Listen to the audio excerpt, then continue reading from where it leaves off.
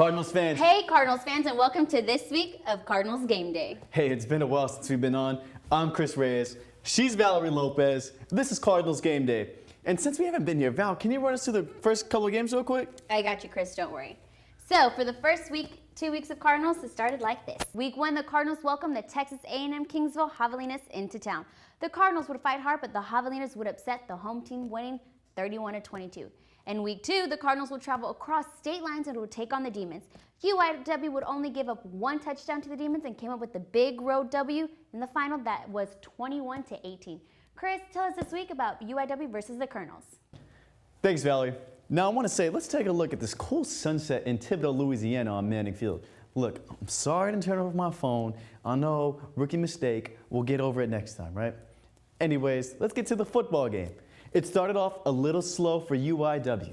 And let me tell you, Val, Nichols got off to a quick 14-0 lead with the freshman quarterback who came out and slung the ball around.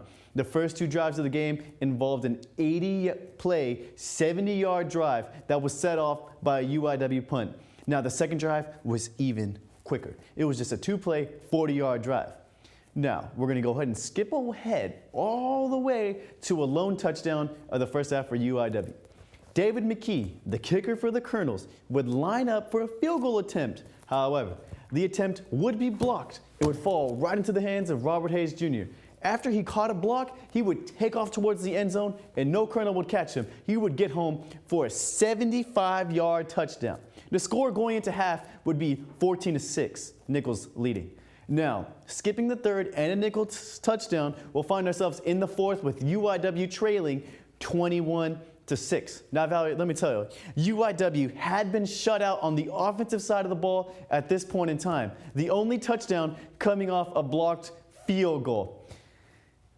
However, though, in the fourth, UIW would start firing. Trent Britton would hand the ball off to Desmond Height, who would sprint 85 yards for a UIW touchdown. Nichols would respond, however, with a 6-play, 35-yard drive, entering UIW's score.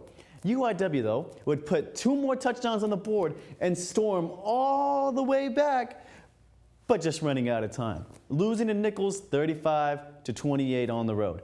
Now, looking back at this game, Valerie, what would you say that UIW has to improve on when a tough McNeese State Cowboy squad comes into San Antonio?